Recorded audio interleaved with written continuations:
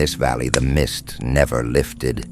You could feel the weight of time, as if it had paused to rest or perhaps forgotten to wander through this place. The trees, tall and silent, stretched their roots into the damp ground, whispering secrets lost in the morning's cool breezes. The distinct scent of wet earth mingled with the heavy air, while dry leaves danced in the wind, as if trying to tell a story that had never been shared. As the daylight faded, darkness seemed to seep in from all directions, accompanied by the distant sound of flowing water. A hypnotic, yet melancholic sound. It was as if the river mourned the memories that were lost in endless cycles, like leaves swept away by the current. There was something both unsettling and beautiful about that murmur, a rhythm that repeated itself, bringing with it a sense that something was about to awaken. There were days when the valley resembled a scene from a surreal painting, where shadows defied the light and the sky became a limitless canvas, a world existing outside of time. And there, under the watchful eyes of the mountains surrounding the valley, one could hear a whispering rumor, ready to turn into a shout. They said a forgotten battle had crossed this land, but who truly remembered? Names echoed without bodies, laughter fading before it could be heard. It was a strange calmness, nurtured like a blanket, covering something everyone agreed to ignore. Collective memories were buried beneath the surface of routine, automatic gestures, comments about the weather, empty smiles avoiding depth. The people who crossed that valley always seemed focused on a past that only a shadow shared with the space, as if they eagerly awaited the arrival of someone or something that was meant to return. And there, in the mist that cloaked the ground, a sense of unacknowledged nostalgia surrounded every corner. It was a dull desire for a connection that one was unsure how to forge, or perhaps for a truth that could not be spoken. Unknowingly, a feeling pulsed in the air.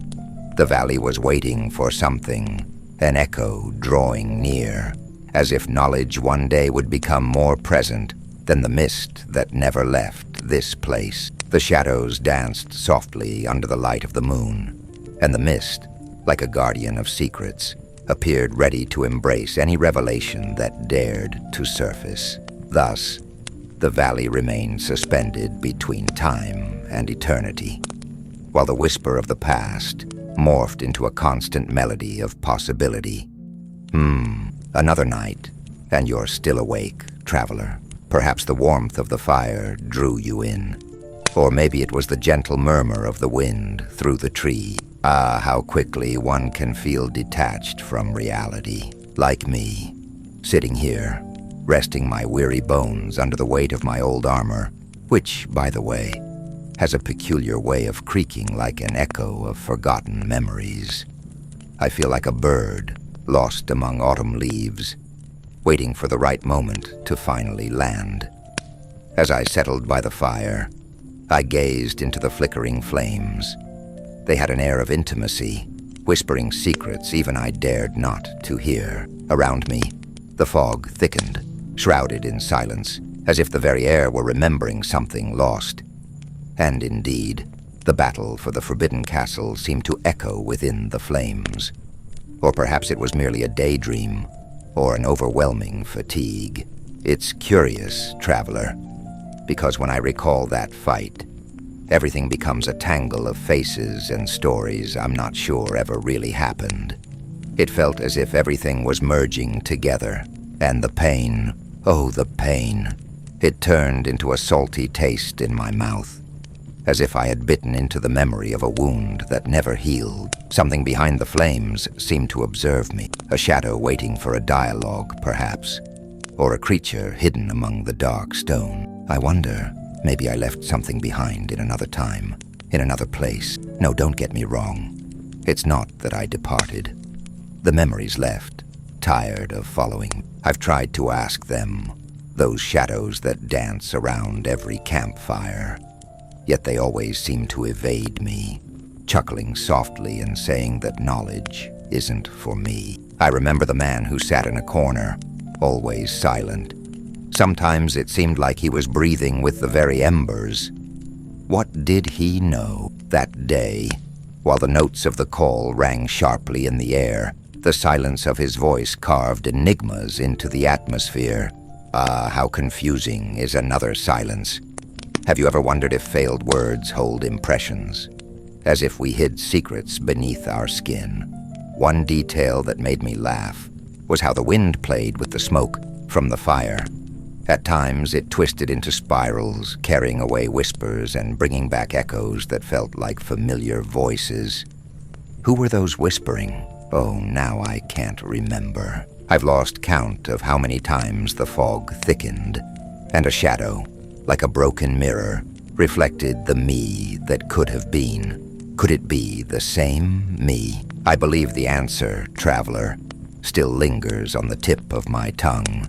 Once, while trying to remember the way back, I realized the tents weren't moving. They seemed molded in time, anchored by memories that rooted themselves like shadows. A symbol I hadn't noticed until then, the black ribbon that always appeared, like an invisible tether binding the scattered thoughts between smiles and dreamy recollections.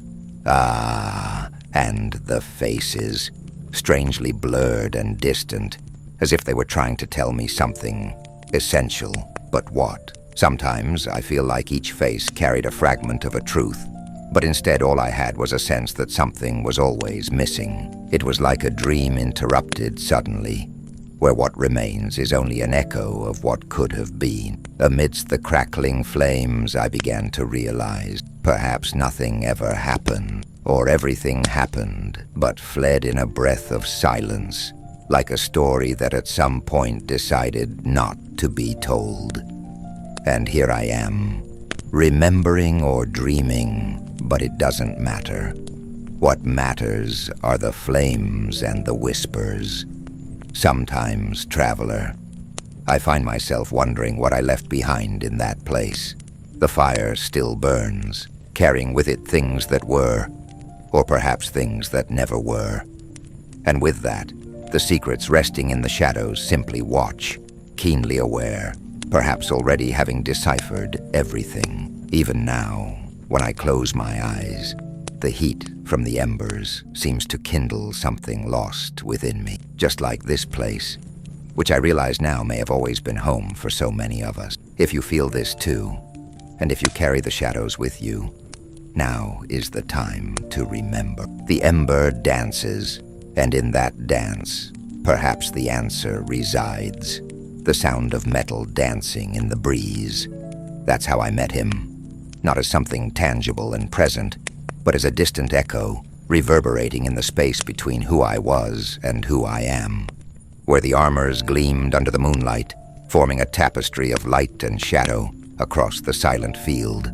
The past, intertwined with dreams.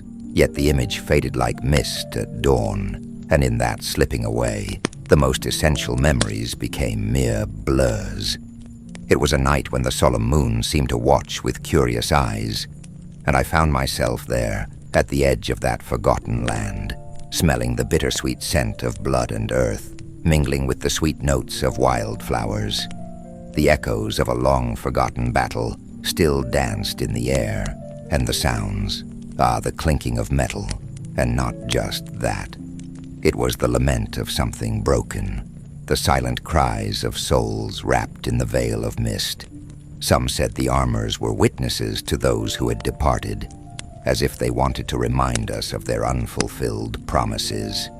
Maybe the pain I feel never happened, I thought, while a fallen knight, merely a shadow against the dark backdrop of the night, mimicked my gestures in a confusing game of memory. He seemed to try to tell me something, but the words wouldn't come. They were like lost notes of a song we would never finish singing. The landscape stretched around me, the soft earth beneath my feet filled with symbols only I seemed to recognize. A forgotten bell, nearly invisible, swayed from a low branch. The echo of that sound cut through the calm of the night, a veiled invitation to remember what we wished to forget, and what was most intriguing, that persuasive feeling that there was something more, something that could not be named, yet was present every moment, like a gentle breeze rustling the leaves, or like the lingering scent of lavender that never seemed to fade, even amid the stench of decay. The invisible tears of fallen warriors seemed to blend with the perfume of flowers growing among the armors, a contradictory mix of beauty and pain, life and death. I wondered if those souls entangled with the mist had truly been there, or if the battle had passed without leaving a trace, like a shadow that never quite touches the ground. And as I heard the whisper of a name in the distance, a name I didn't recognize but found oddly familiar, I became lost in my own uncertainty. It was as if the wind spoke to me in a forgotten tongue. The knight beside me seemed to be in a similar state of confusion. His presence was a bastion of what remained of memories. Then I realized the armors were speaking. They were like echoes of a story untold, as if the bard had forgotten the lyrics. But the melody lingered in the air. The distant sounds still danced, every footstep from the past casting melancholic glances as the mist embraced the field. And for a brief moment, the mournful and the beautiful presented us with a form of shared sorrow.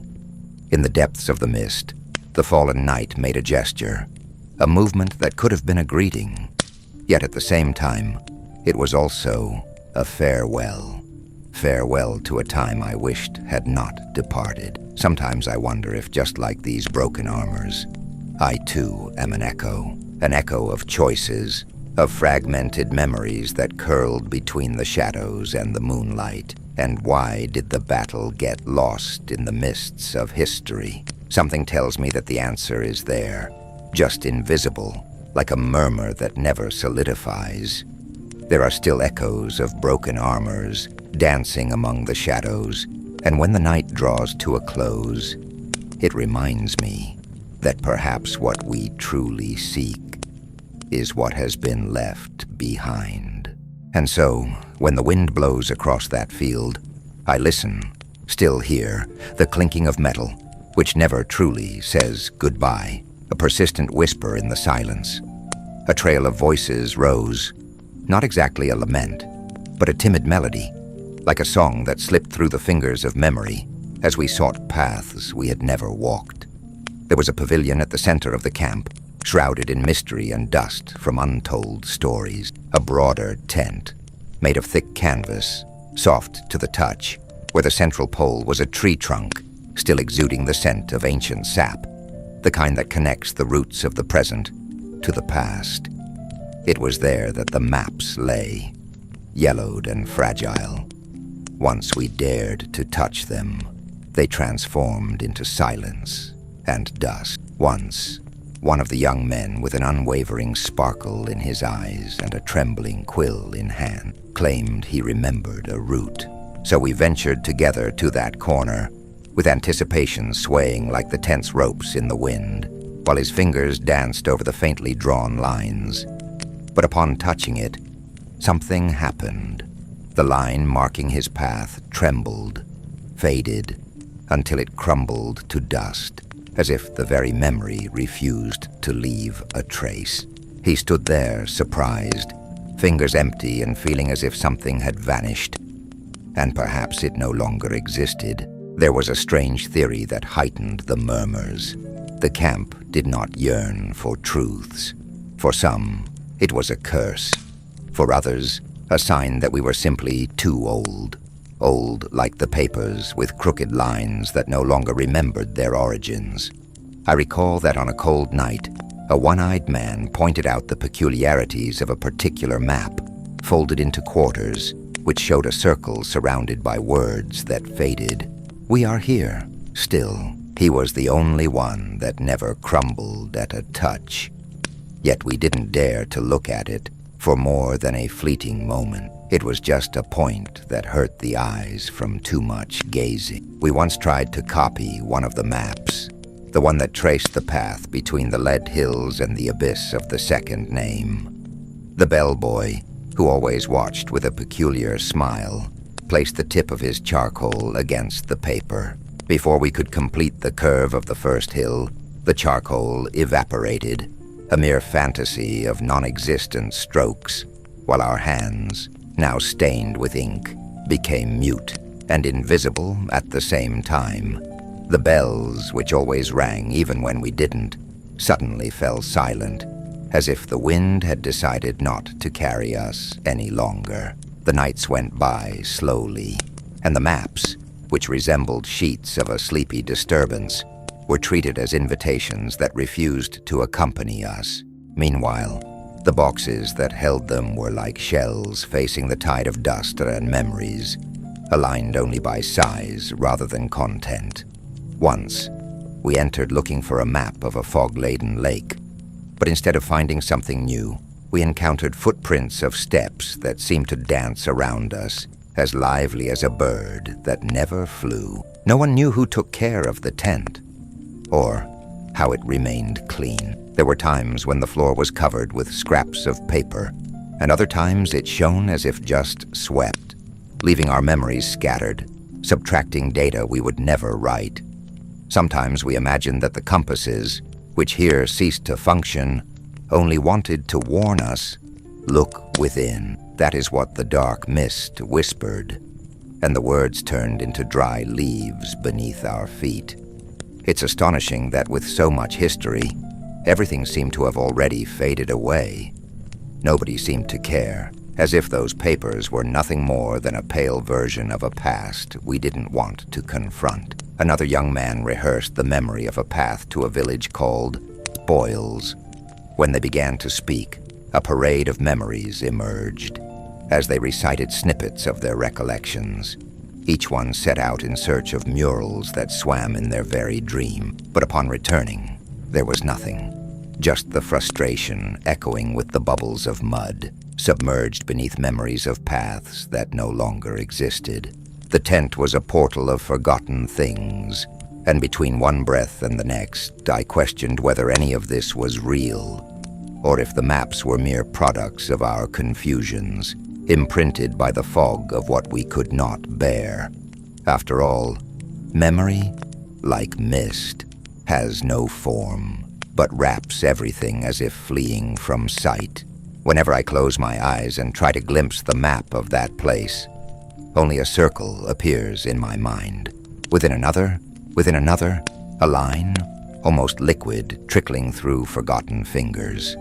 And in the center, just a mark, like a dried tear. In the end, the silent question remains, who are we really, traveler, if not maps that fade at the touch?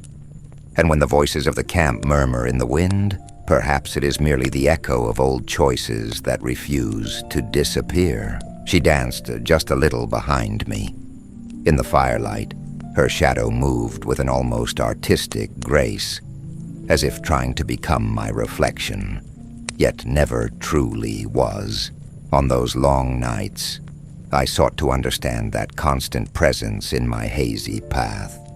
There was something familiar about the way she twisted into the darkness while remaining distant, like a song that echoes without revealing itself. The night's chill pressed against my skin, both an invitation and a warning, while the scent of smoke mingled with the poignant memories of a lost friendship. In that stillness, I pondered that perhaps it was my own fear materializing, or merely an echo of something I couldn't grasp. The voices that used to inhabit that space began to fade, and I felt that the shadow had a purpose, a secret to reveal about the forbidden castle that was part of us, even if we forgot what our connection to it was. Whatever it was, I sensed that each movement was laden with intention, and my inability to touch her left a swollen emptiness of longing. I found myself murmuring, nearly shouting, "Why can't I let go of this shadow?" One night, as the embers created a choreography of light, that figure began to whisper, Not words, but sounds that resonated within a memory refusing to surface.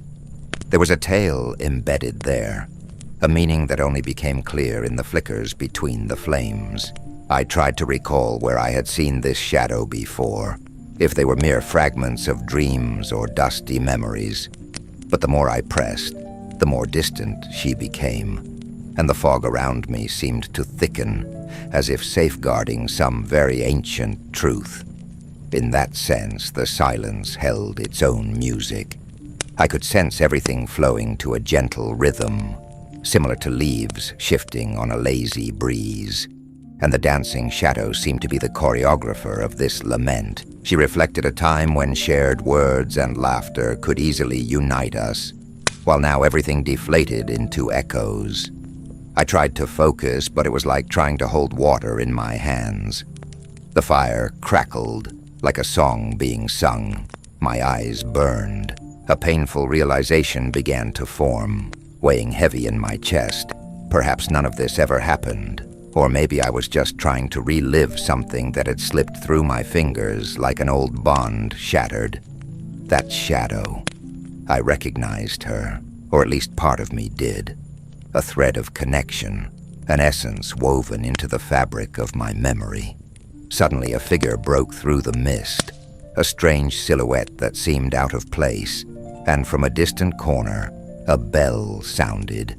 Not with a common chime, but like a lost call in the cosmos, something pleading not to be forgotten. The sound unfurled, spreading, dancing among the faces illuminated by the fire, and the shadow, sensing the unease it conjured, began to dissolve into the night, but not before leaving a profound echo in the air, a fleeting return of laughter or of a hope that might repeat in another season.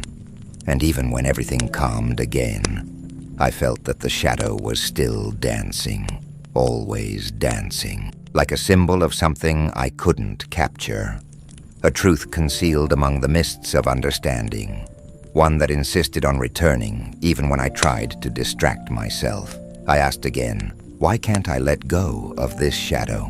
And perhaps that doubt was embedded in the very essence of that place that welcomed so much yet compelled me to remember. So there, under the flickering firelight, as memories of laughter transformed into distant echoes, I wondered if that shadow had long been holding whispers of something I would finally choose to confront, or if it would continue to be just that, a familiar shadow dancing eternally behind me, whispering secrets I would never decipher. The mist thickened, and with it came an eternally unresolved conflict, a desire to discover the truth that held both blessings and curses. Thus I gazed at the shadow, as a gust of wind seemed to carry her away, leaving a taste of uncertainties and unfulfilled promises, of things I might one day try to understand. Something called to me from the depths of green. As I stepped into the forest, the massive silver moon hung in the sky like a watchful eye. Its pale light filtered through the leaves, creating spectral shapes that danced in the shadows, while the night breeze carried a sweet lament. The trees, with their rough bark, seemed to whisper tales of pain and loss, a tragic melody filling the air with an indescribable nostalgia. The charm of the surroundings wrapped around me like a cloak, yet there was something unsettling beneath its smooth surface.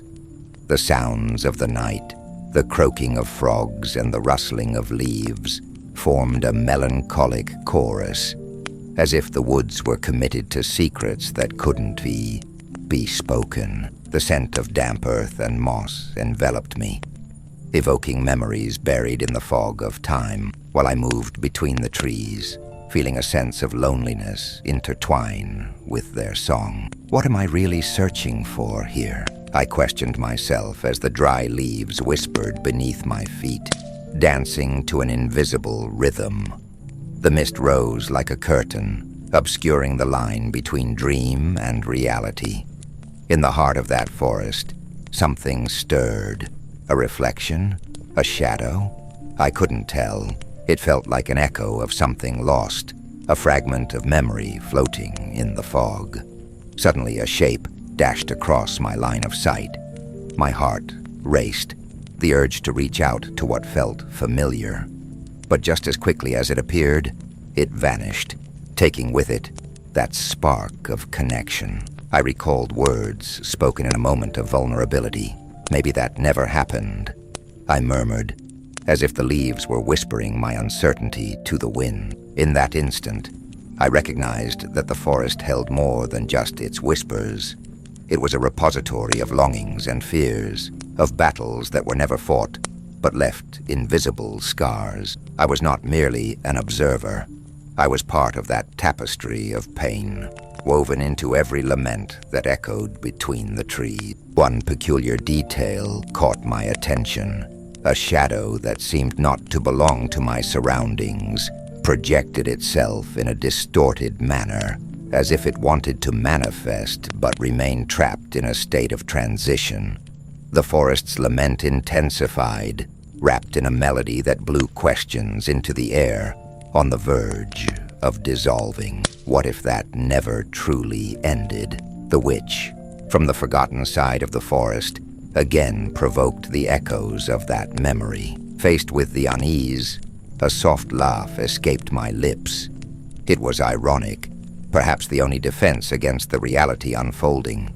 Something like, life isn't a fairy tale, but this forest seems to want to tell me one. The awareness of the discrepancy between what I felt and what was present became clearer by the moment. The weight of unspoken secrets followed me, like a cloak dragging through the dry leaves. My gaze was lost in the shadows, and on the horizon, a genuine glow seemed to recall something, a promise that one day I would know the truth. I didn't know if I would find answers, but as I moved away from that captivating melody, I realized the forest wouldn't let me go so easily, not without whispering again. And so, I remained there, between the lament of the forest and the distance of home, reminding myself that sometimes what we hope to find is nothing more than an echo of what once was. Pain, like the mist, envelops and protects,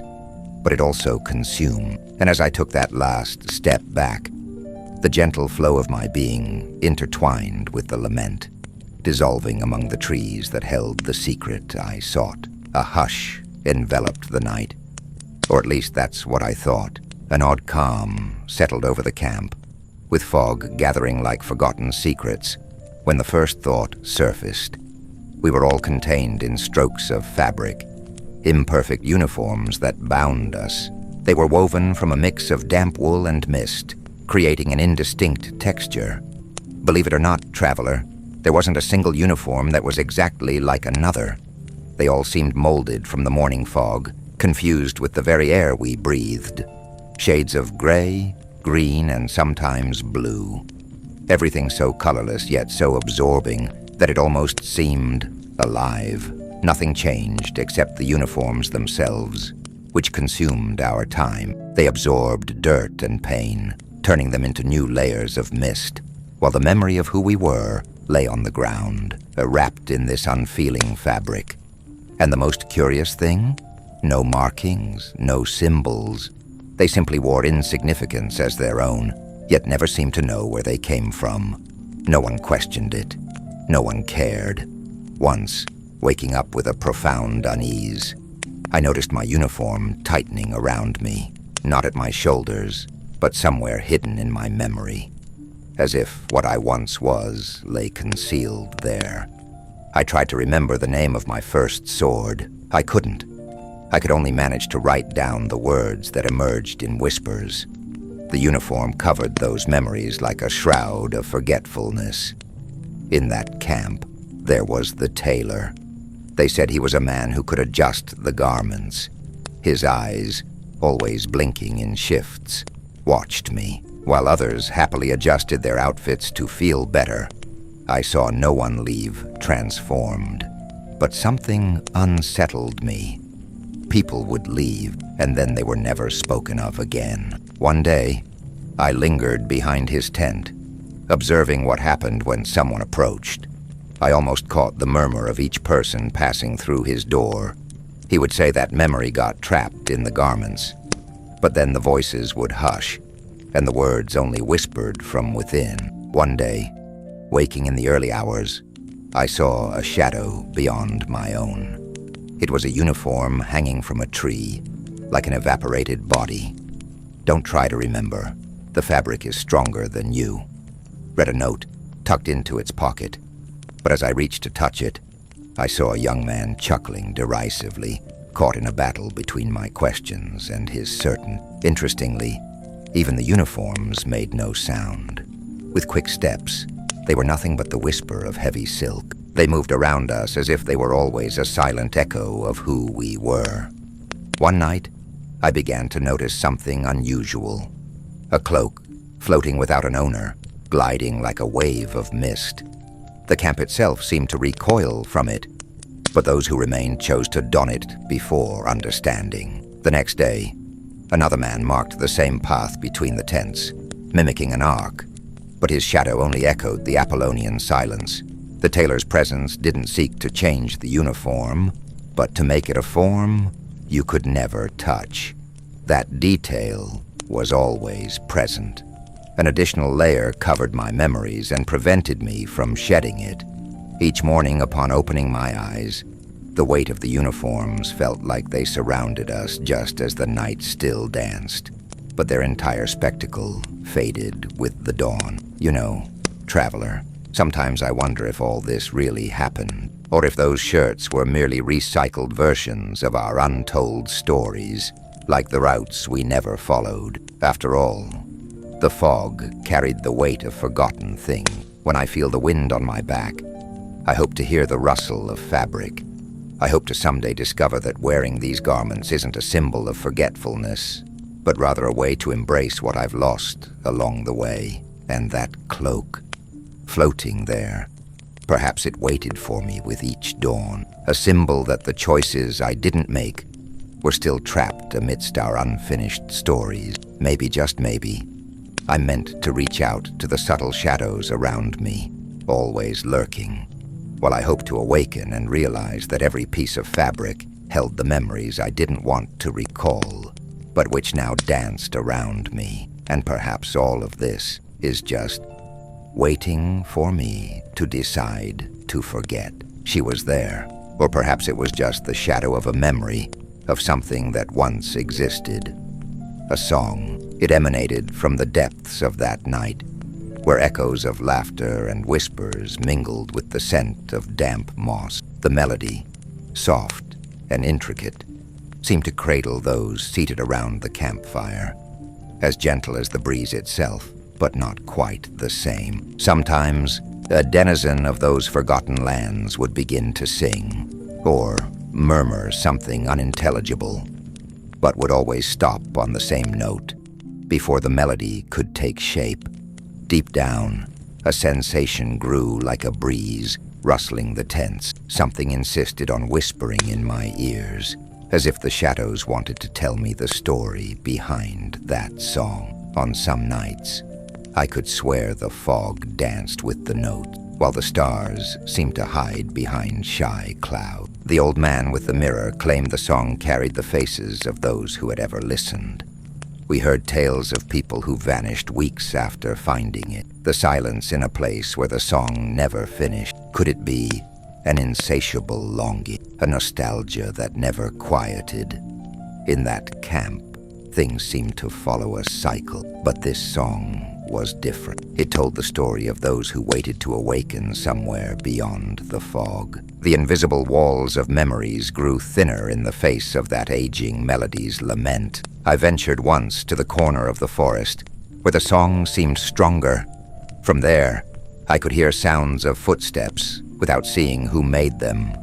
Invisible trails defying the universe's logic. And amid it all, the fog, the murmurs, the fragmented voices, I realized the song was watching me, not directly, but like a presence unsure if it should be there. Why did you stop? I asked a man who was trying to sing the song again. He looked at me, his eyes deep, and simply replied, "Because that's where it hurts." But what is feeling pain, if not knowing that something once was good? A whispered phrase that confused deep in my chest. I wondered if the new line could wrap stories into fragments. And so time flowed like broth in a cauldron, warm to the touch and refusing to boil. The camp changed without really changing at all. Even now, when the step of a traveler sounded distant, like a memory fading into time, there was something in the air, something that seemed to vibrate and suggest hidden secrets. One night, I joined in the singing, an awkward attempt to complete the song. The voices responded, or were they echoes under a sky that wasn't there? Then someone turned to me with a blurred face, as if the song were a mirror, reflecting the stories that remained untold. A woman observed the scene from afar, her gaze untroubled and distant, as if she were behind the fog of memory. I saw her touch an instrument made of bone, something that produced a note so pure it silenced the birds. During those moments we all seemed to connect, and I understood in a vague way that the song expressed a shared desire to be heard, to be remembered, to be loved. Time didn't stop, but something among the whispers sought a new beat. However, there was a thread of uncertainty dancing within that music. It couldn't end at that moment. There remained that pause, that silence between the fourth and fifth note, an eternal space of waiting. A child leapt into the song, trying to reach the end, but their voices cut off so abruptly that the sound of disappointment resonated even louder. Archetypes of loneliness, confirming that many departed, yet never truly left, for there were always return. You know, traveler, sometimes I wonder if that song ever truly existed, or if it was merely the spirit of those memories rising between the chords. They had always been conjured voices, forgotten in time, sharing what they knew. Now here I am, sitting among the sparks of the fire. When the fog brushes against my skin and the sounds whisper through the warm breeze, I can almost hear it again. Sometimes, in the dead of night, when everything is quiet, after the normal echoes of the day, there's a melody awaiting, slow and silent, a moment that never arrives, the song that refuses to end, the voices intertwining and pulling away as if they want to dance for us still. Who am I to close my eyes to what cannot be said? And who am I to doubt that perhaps one day all the notes will come together and finally, through the mist, I will find another echo, light and resonant.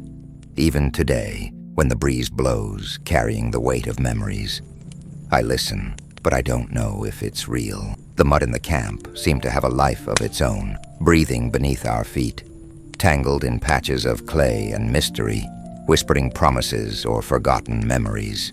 With every drop that fell and every step we took, it felt like we were leaving behind something that didn't entirely belong to us. Footprints, yes, of all shapes and sizes.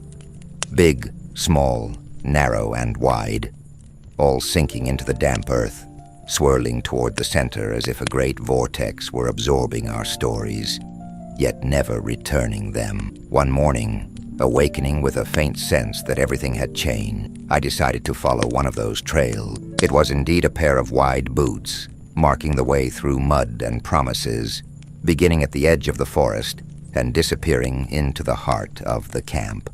When I dared to examine them more closely, the mud devoured the narrative.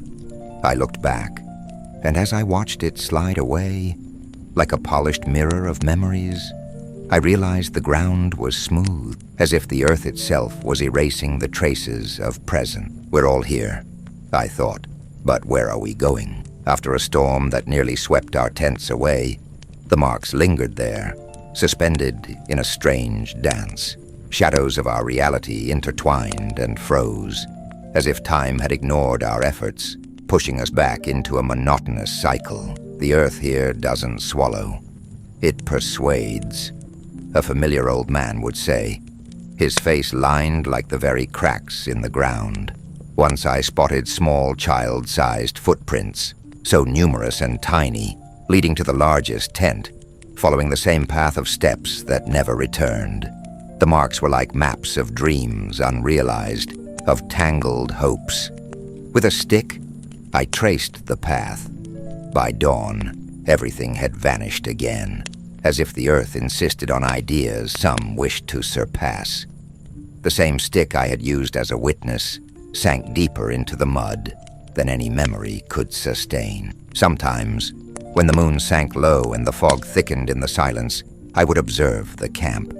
I noted that the footprints emerged as if someone were incubating secrets within the mud. A calm was woven into the mystery. Small circles of water formed, springs amid the dry ground, as if the earth wanted to remind us of something we ought to forget. It was a day when the rain fell, not from the sky, but from the very ground. And with that, wet footprints, made of liquid silence, followed a skeletal path to the heart of the fire. I recall one day when we discussed the idea of leaving, finally departing from that place. We could hear figures among the trees whispering promises of a future, or were they just echoes of ancestral anxieties?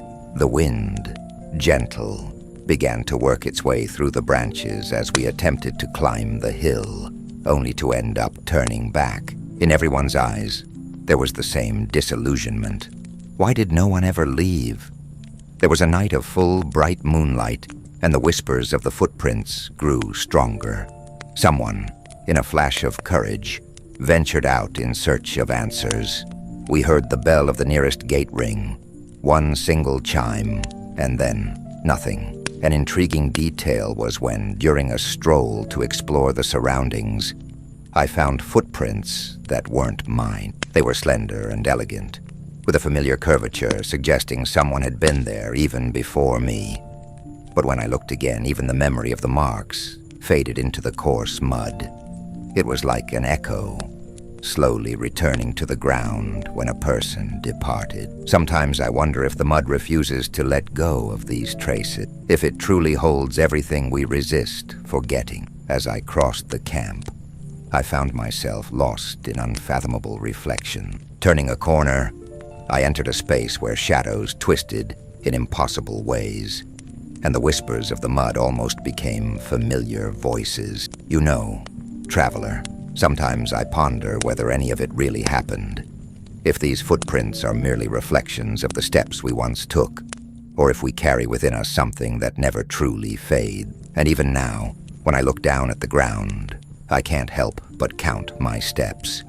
1, 2, 3, and I always wonder, one day perhaps when there are no more footprints, who will be there to hear the silence of memory? She was there, or perhaps it was just a memory trying to walk. The sea of broken mirrors stretched out before me, reflecting not only what was there, but subtle fragments of who I could have become. The moonlight slipped between the sharp shards of glass, creating a play of glimmers that was both beautiful and haunting. Each fragment displayed a distorted version of my soul, a shapeless memory writhing like a shadow cast in a dance between reality and dream. The depth of that place, in its stillness, carried a silent lament, a hidden whisper beneath the smooth, meticulously shattered surfaces.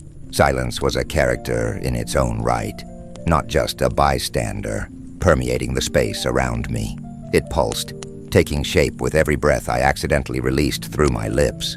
In sharp contrast, the scent of sour wine mingled with smoke, tinting the air with a hue of nostalgia and doubt. Many times I asked myself if there truly was a path back. But whenever those thoughts arose, they vanished like mist in the morning light.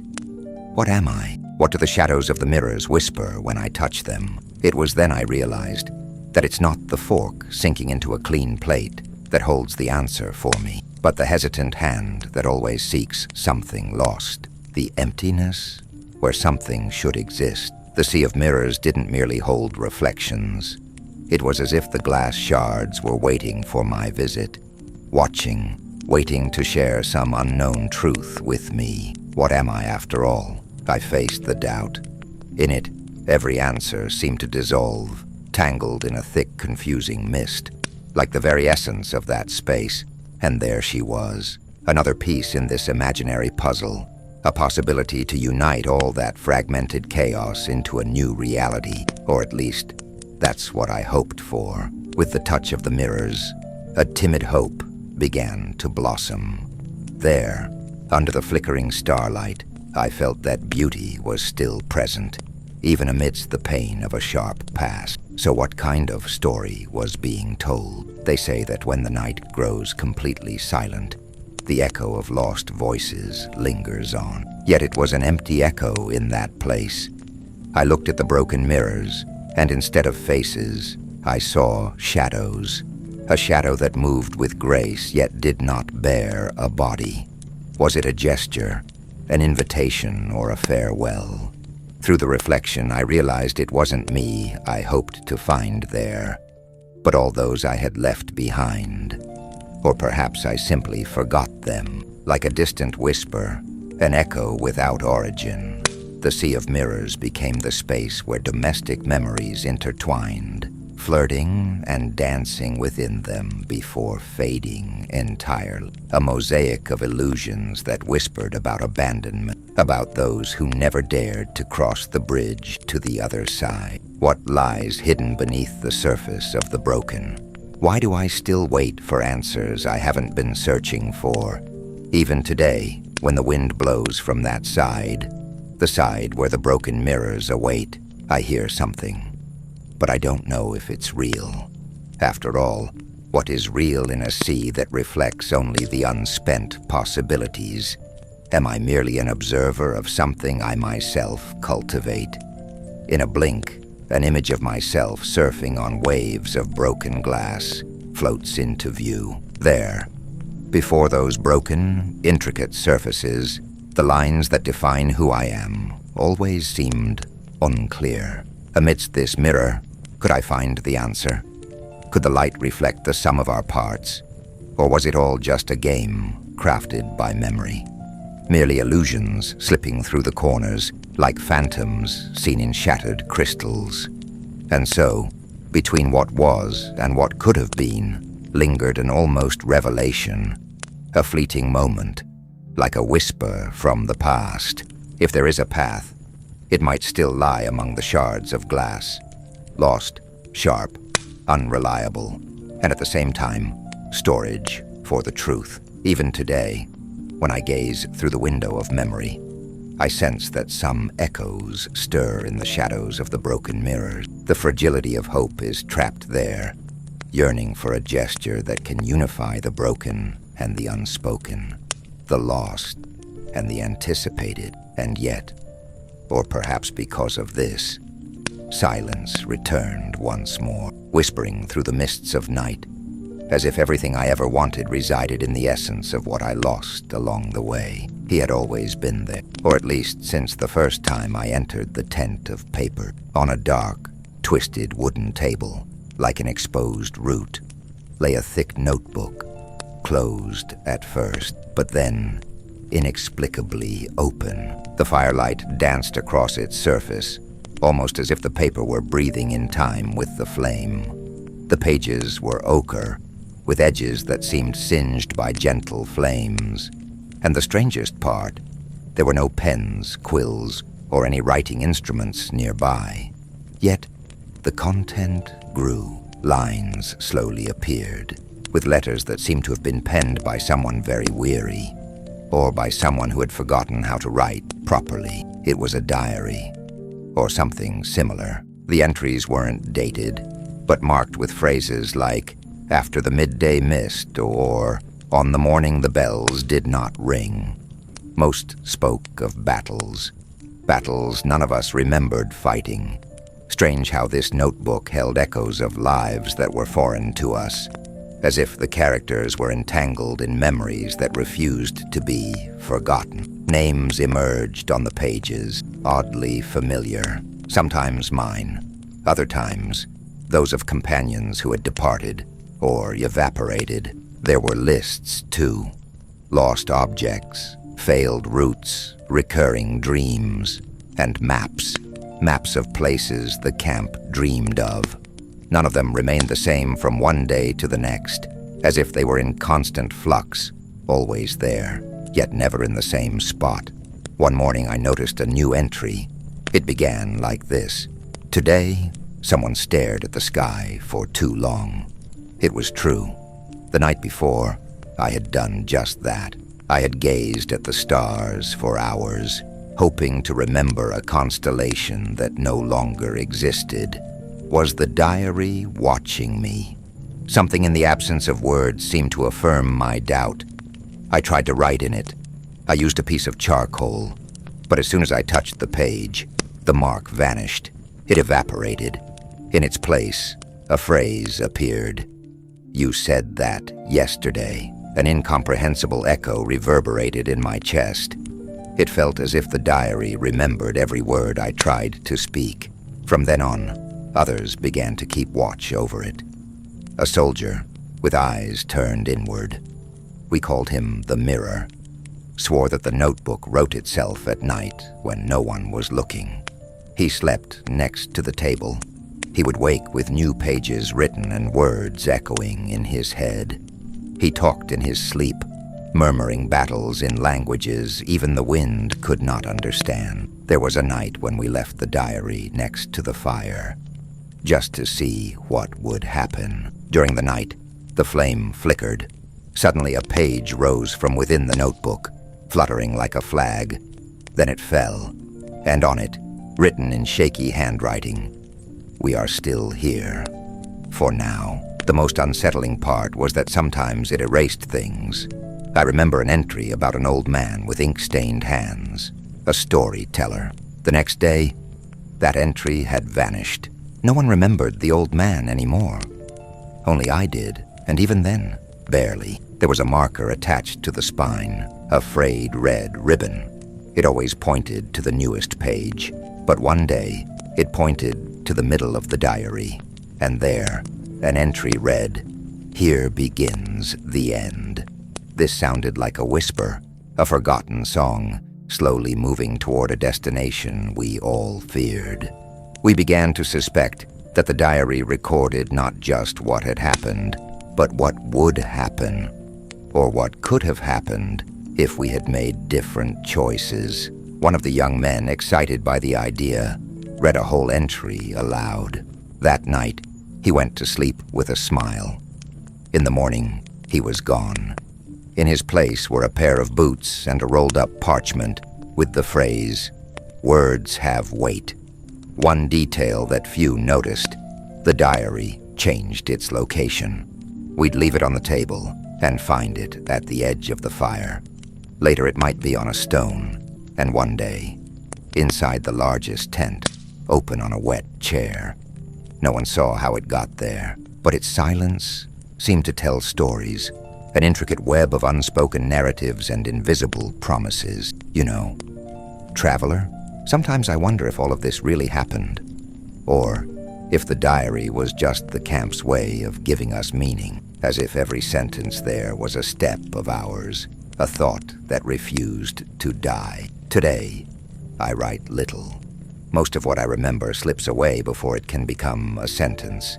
But when I catch a whiff of damp paper, I hear the creaking of that old table in my mind, and I can almost see the pages turning by themselves, as if they were waiting for me to return.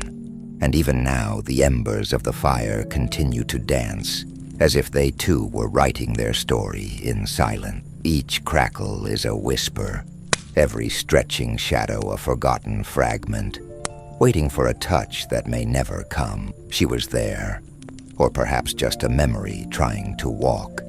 The stars, those silent witnesses, swayed in an ancient rhythm, as if holding secrets and promises never spoken. On a night when the sky appeared a deep blue, I felt the gentle, persistent touch of nostalgia, as I lost myself in glimpses of that hidden desire for something beyond what I had already lived. The coolness of the night breeze caressed my skin, perhaps an invitation to relive moments that seemed to slip through my fingers like sand. The camp was asleep, but the stars were not. They danced in constellations that seemed to tell forgotten stories, each a lost symbol drifting beyond time and reason. Whispers of the night echoed in my heart, bringing forth faded memories, echoes of lost laughter and naive promises made under that same sky. My gaze fixated on one particularly bright star. What do these memories mean under the light that illuminates everything? Childhood laughter resonated in the breeze, a distant melody that seemed to carry the essence of a dream. There, wrapped in the invisible wall of memory, I sensed everything fading away. I felt the absence of that pure connection, as if the universe were telling me that even amidst a sea of stars, I still remained alone, lost between what was and what could be. The silence danced in my ears, more eloquent than any word, while a subtle shadow moved at the edges of my perception. A fleeting whisper, like an infant's song, resonated alongside the rustling leaves in the wind. Or perhaps I was just deceiving myself. It was the melody of a dream escaping before it could fully form. Something ethereal, like the wind itself. I walked to the center of the camp, where the embers of the fire still burned, pulsing with warmth in the quiet of the night. The scent of burnt wood mingled with something undefined, as if time had added layers of melancholy to that aroma. Enveloping me, the campfire stood like a giant eye, watching, scrutinizing the dancing shadows around it, revealing and obscuring at the same time. Amidst the heat, a fragment of revelation almost took shape. For a moment I thought I saw a face in the curve of the embers that I couldn't quite identify, as if every spark held a distant memory. Before the flickering light, I remembered a song I had heard, one that spoke of the secrets of the sky and the earth. It seemed that every night, at the same hour, the same echo whispered among the stars. Something was following me. Or maybe it was just the wind. Even now, as the wind blows from that direction, I can almost hear something familiar, like whispers at a banquet of unfulfilled promises. I wondered if anyone had ever mentioned that creases in the stars could tell our stories, even those we never had the courage to share. But the company of the stars was unyielding, and there I stood, caught in my contemplation. It was a night woven from questions and silences. Loneliness danced around me, but in a corner of my mind, something deeper longed for recognition. A part of me wanted to access that ancient dream, to touch the threads of who I once was, or wished to be. Like the shadow of a proud horse, always watchful, rising in the darkness in quiet vigilance. The horse that never blinks, a symbol of what remains eternal. And in the end, the stars twinkled, seeming to understand the fragility of what once was, and now, in its broken essence, lingered like an echo in the corners of the universe. Those moments just passed by, and I wondered, perhaps it all happened. Or maybe it was just the way I wanted to remember. It was as if everything was unfolding into a strange, ethereal space once again. The bridge was there. Or maybe it wasn't. More a daydream than a real pathway.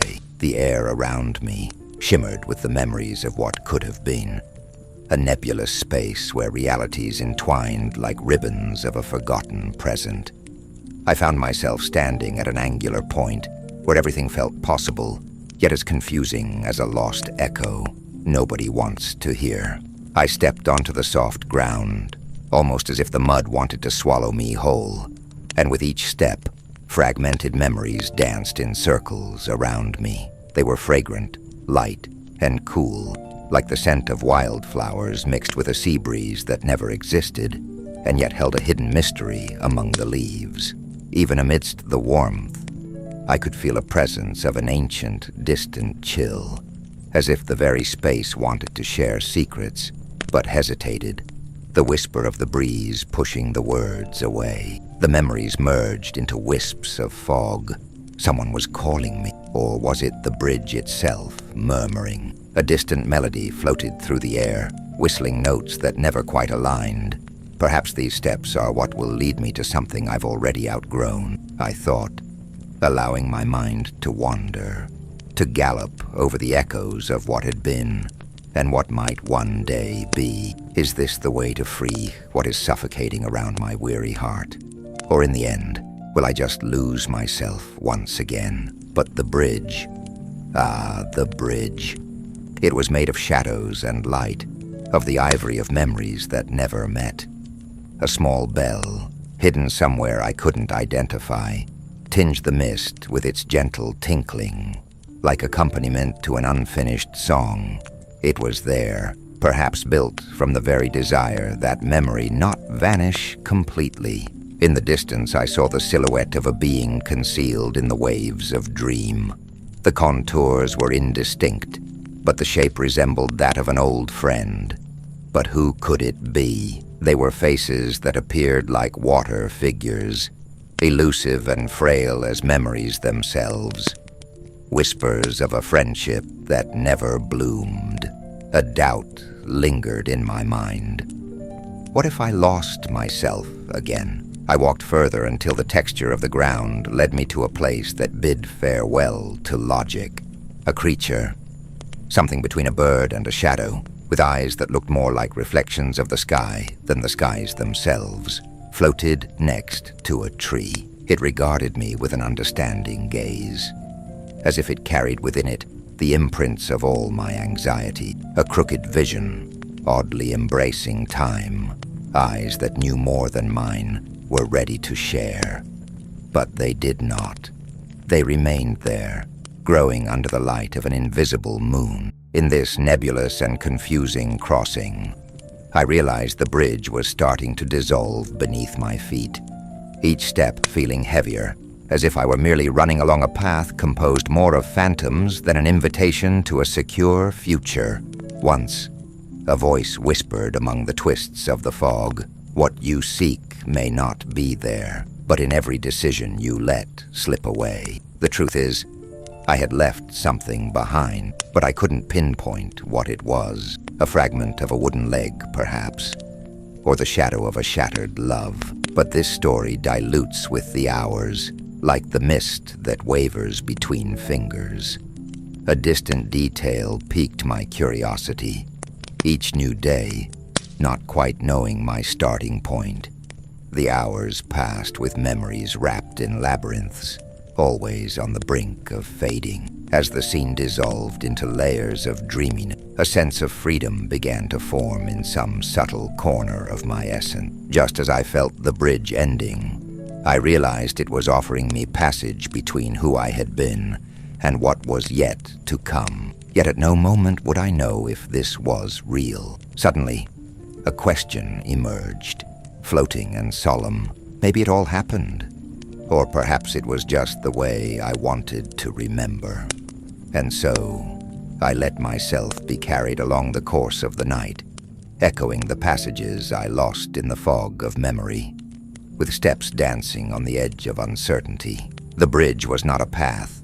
It was a symbol of what is lost and found, of the unrelenting quest of a night, yearning for something they may never possess. It was a whisper, a distant murmur, like the breath of a beast sleeping beneath the earth. At first, its presence was almost imperceptible, blending with the crackle of the fire and the creaking of the tents. Almost like a subtle melody, the mist enveloped everything, and the echoes of mystery made our silence resonate. Was it a warning or a song? We didn't know. What I remember is that one night, when the world seemed to hesitate, I heard my name. Not in a loud voice as if called out. Instead, it was pronounced like something dragging, a secret whispered by the damp mud next to my bed. The sound made me tremble, like a memory refusing to be forgotten. I swallowed hard, my heart racing with anticipation and fear. There, in the camp, where time seemed to loop endlessly, The ground recognized me. The next day, I shared the experience. Most smiled or muttered jokes, as if I were just daydreaming, but not everyone. A man with eyes that were unnaturally wide, the one who observed the mist as if he saw lost truths, calmly stated that the mud was calling to all of us. It knew our steps and remembered what we had left behind. From then on, I began to notice. On cloudy days, when humidity hung in the air, the mud seemed to breathe. Bubbles formed on its surface, bursting to reveal fragments of names, not complete names, just syllables floating like echoes of past lives. Once, I heard a name that made me shiver, that of a friend I lost before I joined the camp. The next day, I saw a man with similar eyes sitting by the fire, but he didn't recognize me. His tone was like clay, just as the mud. Soon, conversations among the others started to swirl around what the mud might be telling us. Nightly gatherings took place near the warm cauldron, where the taste of soup never fully revealed itself. The tailor, with his long hands stitching dreams, turned to the group and stated that the earth carried our memories, whispering forgotten songs. He himself began to listen, closing his eyes to hear the instructions rising from the ground, like smoke from the fire. One day, a child with an easy laugh drew shapes in the mud with their fingers. Words emerged behind their strokes, names that no one recognized. Later, those drawings were swallowed by the earth, as if the mud had an insatiable appetite for forgotten memories. On another occasion, someone let an iron spoon slip, which vanished like an echo. A whisper rose from the pooled water, saying, "Don't return." 3 days later, that same person left, leaving only their shadow behind. Strangely, on days when the mud whispered, the ground grew colder. The realization that something was speaking there intensified. An old man claimed that the earth was our archive of forgetfulness. Each fragment unearthed was a futile attempt to remember. Thus the memories intertwined like roots beneath the soil. On a cold dawn, I once again heard my name, this time accompanied by another, a familiar echo that resonated with a whole past of longing and hope. It was the name of a woman dear to me, a nearly lost memory. Maybe it was the night that made me, or the mud that shapes us, I thought, tilting my head back and feeling the emptiness of eternity. Then the truth flickered among us. The mud knew. It knew more than it let on, and what it whispered was a lesson embedded deep within. Fragments of memories rescued on the edge of forgetfulness. Folds of time slid in opposite directions, tangled in common misery. One morning as I awoke, I saw the footprints covered in shadows, all entering, none exiting. The emptiness embraced us, but also seemed to beckon us to remember. I spun my eyes around, searching for a sign, as I watched the marks in the mud disappear, as if the darkness wanted to obliterate every step we tried to take. I looked ahead, and the ground saw the glimmer of hopes held until then. Contemplating what continued to haunt my mind, I noticed a curious detail in the area where the names whispered. Reality seemed to concede. The shadows were denser, as if even time had frozen there. An old man, on the day of the banquet of forgetting, remarked that the mud whispered not just our names, but our stories. And all of this confused, intrigued, and consumed us. One night, I heard my name again, this time accompanied by an echo I couldn't decipher. A name that didn't fit the time, that used me, and the strength of memory. I felt that this might be the moment when the collective history of the camp and the hidden truths merged into a single whisper of understanding. But the doubt remained. Did the mud reflect? Or was it merely surrounded by what should never have been spoken? Well, traveler, Sometimes I wonder if all of this really happened, or if the mud was nothing more than the restless journey of thought that never sleeps. A record of what could have been if only we hadn't hidden away. Indeed, confusions flow between the steps of the past and present. Sometimes I hear the earth murmur, as if it sought connection, a revelation slipping through my fingers like water from a dry spring. Even today, when I walk on muddy ground, recalling the prolonged presence of mist in my life, I find myself caught in an endless cycle of reflection. I don't know if I was reborn alongside the mud, but I feel it still calling me, whispering names that should have been reclaimed before memory dissipated in the fog. And as I lean beneath the weight of the camp's echoes, I allow their voices to transport, because perhaps, just perhaps, those names held a truth hidden away, nestled among the deepest roots, always meant to remind us of what we could never forget. The fog thickened that afternoon, wrapping everyone in an almost oppressive embrace.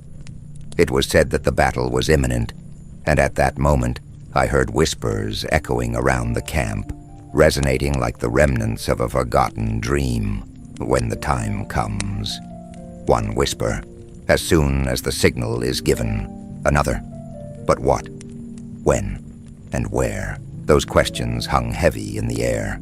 Once we marched to the field to the north, a wide space surrounded by massive trees and fungi that seemed to breathe. Armed and alert, we stood in position for hours, the fog enveloping us, our uniforms feeling heavier than usual. But there, in the thick silence, nothing happened. One man, the one who dreamed of battles every night, spun tales of lived experiences, but upon waking, couldn't even remember his name. I remember seeing him one morning, drawing his name in the mud, repeating it like a spell, until one day, he couldn't do it anymore, lost in the fog of forgetfulness. In the gentle cough of the tea woman, who often spoke of an army's figure, she claimed she heard drums in the distance, 3 beats, an insistent call, and then silence fell. The broth bubbled even louder.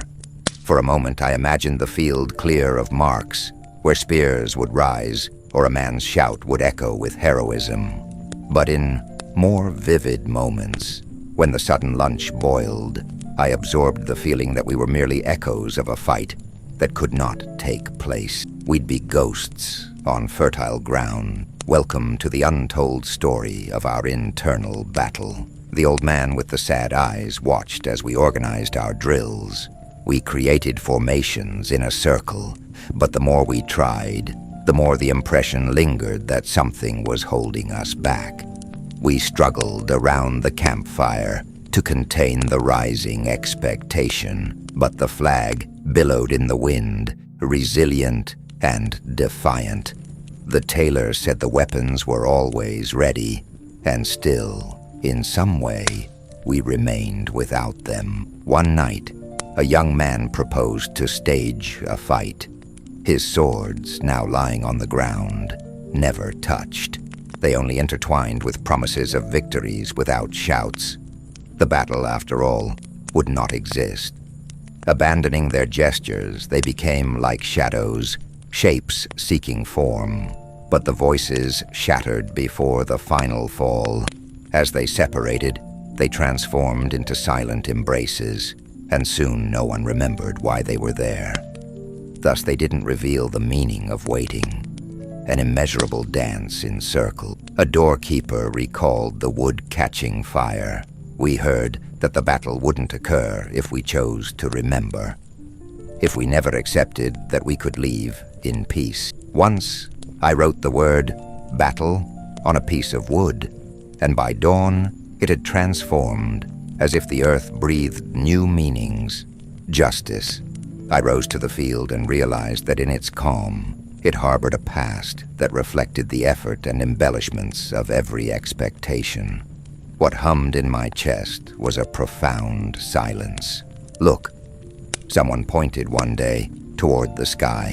With a trembling voice once again, the man who dreamed of battle claimed to know the field. People crowded around him, There were shouts, spears, and then nothing. The gaze of the silent woman was fixed on the flag displaying the symbol, a lit lantern in a field of flowers. The hope that the field would be revived, that everything would take shape at the whim of time. A haunting symbol, much like the desire for the battle that was never fought. How long would we remain inert, waiting for the struggle pregnant in our memories?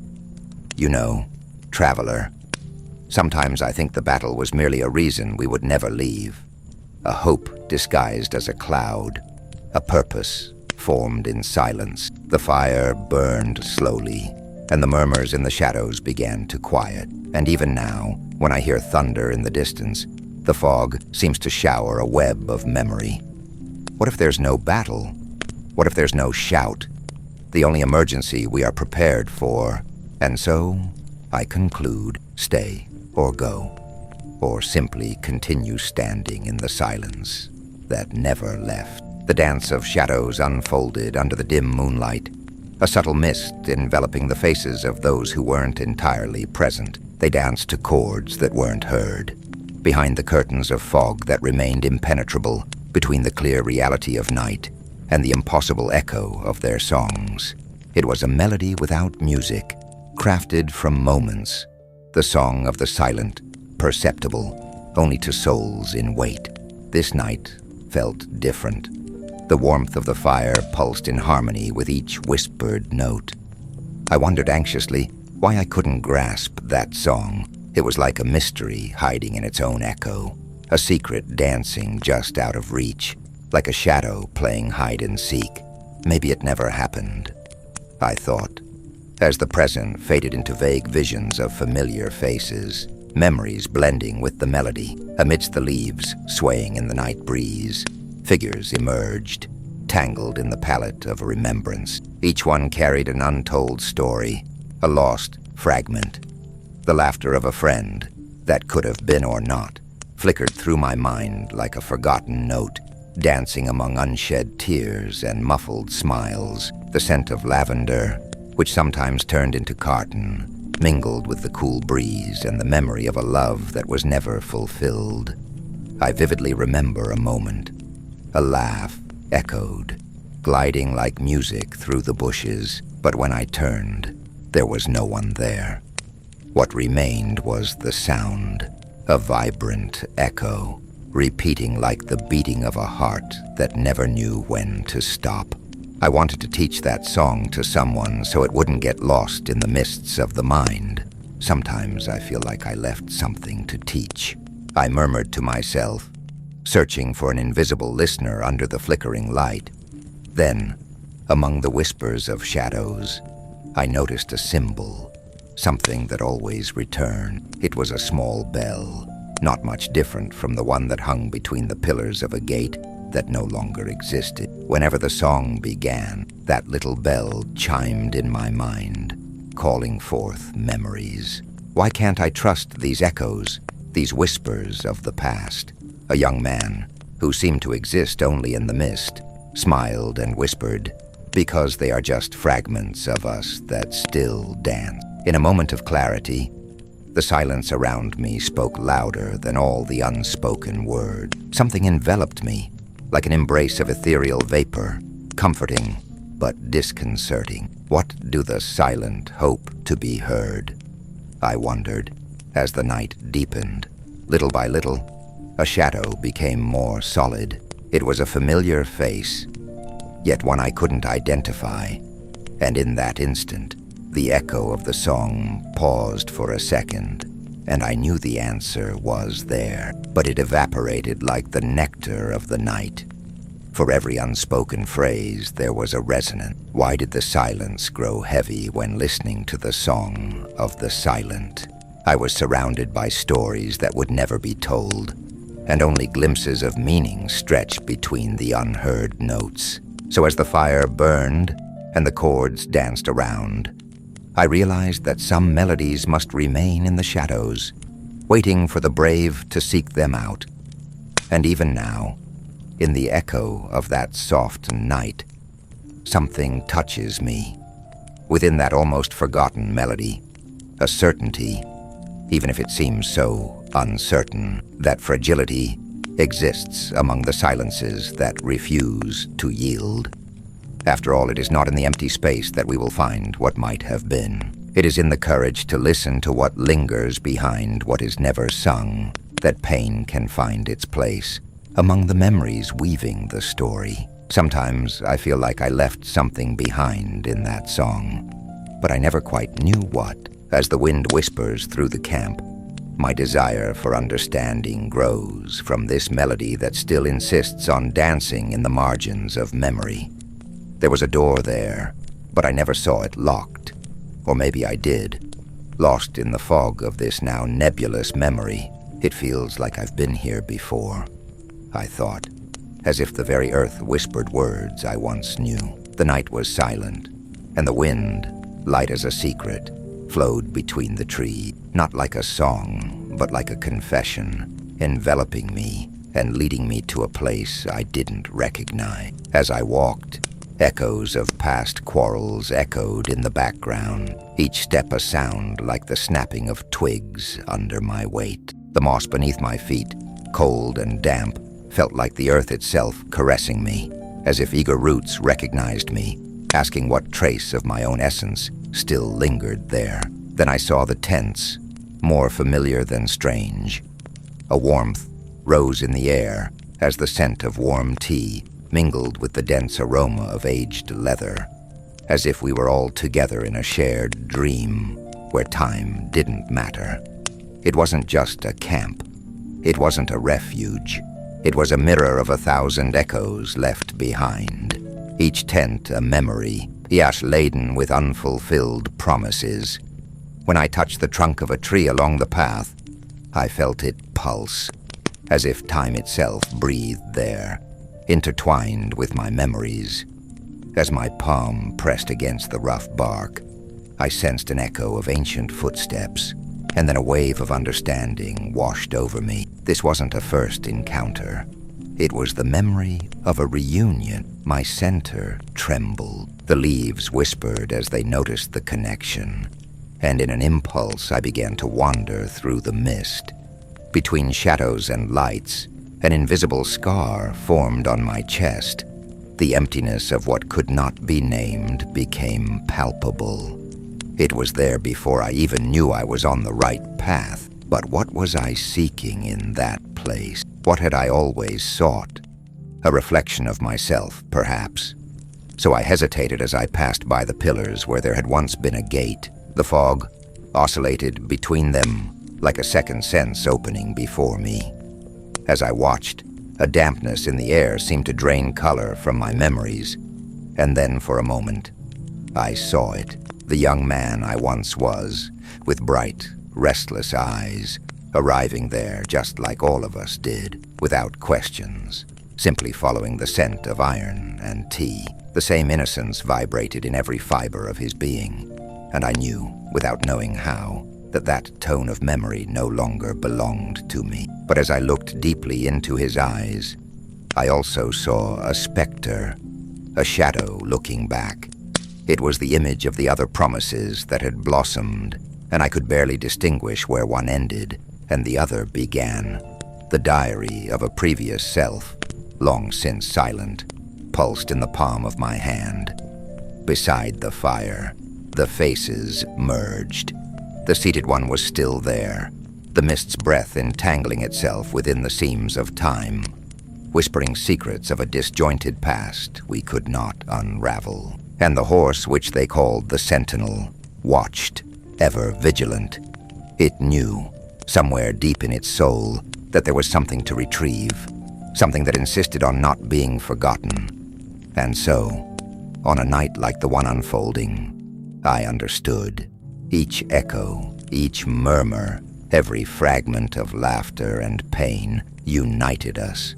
All of us, travelers in this endless fog, were inside the story that built this camp.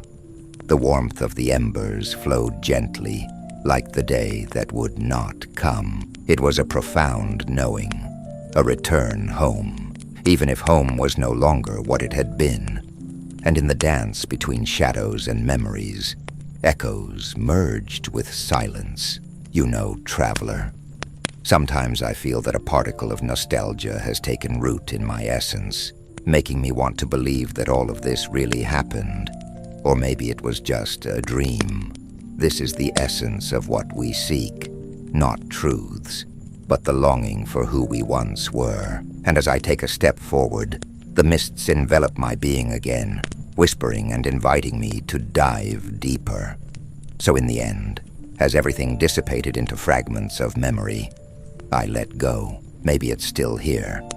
And perhaps in remembering, I'll find other worlds among those from which I came. The mist that surrounded me grew denser, and the shadows spread. Time is a cycle, and memory is an echo. And even when we don't know how to articulate it, even when faded, that cold mist still connects us to who we were, and who we will one day be. And perhaps, when everything is said and done, when the last embers extinguish their flame, it will be in this intertwining of memories that I will find the truth that needs no word. A return always waiting, forever inscribed in every piece of life. Amidst the vast echoes of memory, silence opened like an unseen door. What am I truly searching for within this silence? The question tormented me as the thick, gentle mist worked to conceal the truth that eluded me. There, where the campfire now hushed, the warmth beneath the ashes seemed to murmur secrets that only the darkness respected. The camp, nestled in a forgotten corner of time, where old memories bloomed like flowers in an abandoned field. Familiar faces filled with nostalgia hovered in the shadows, but even the slightest gesture couldn't breathe life back into them. Occasionally, when the wind whispered through, I recalled the voices of those who had departed. But those voices, like whispers, became echoes of something far away, a song that never culminated in its chorus. When I fixed my gaze on that old swing, hanging between two trees that bent as if to share their own stories, I realized it wasn't merely a discarded object, but a resonant symbol of my fruitless searches. The swing swayed without wind, as if waiting for me to approach and reveal its secret. What do I truly wish to find there, in the dimness of the unspoken?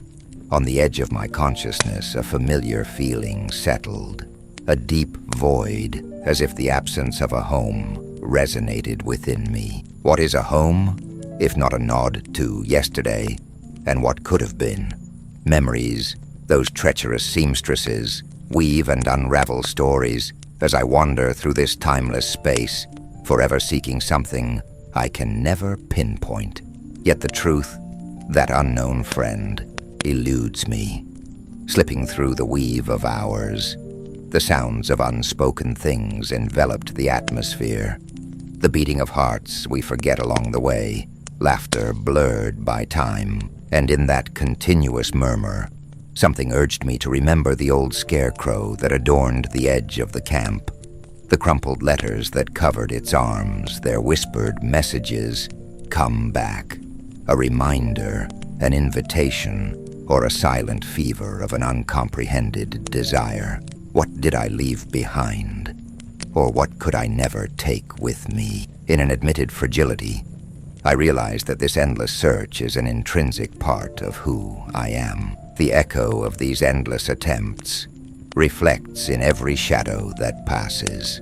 What would we be without questions that never find answers? What is a journey, if not a quest to question the very essence of being? And perhaps somewhere, in the inevitable unfolding, lies a hidden beauty in this uncertainty, even among the pains that insist on accompanying us.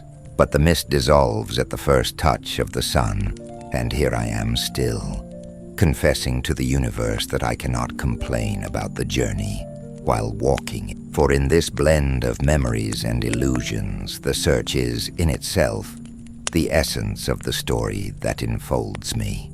And if one day I discover the light shining in the distance, I'm uncertain whether I would follow it wherever it leads, or if the fear of losing who I am would tether me to this profound moment. Even today, when the wind blows from that side, the side where shadows stretch at dusk, I hear something. It's the echoes of who I was, of what I could have been.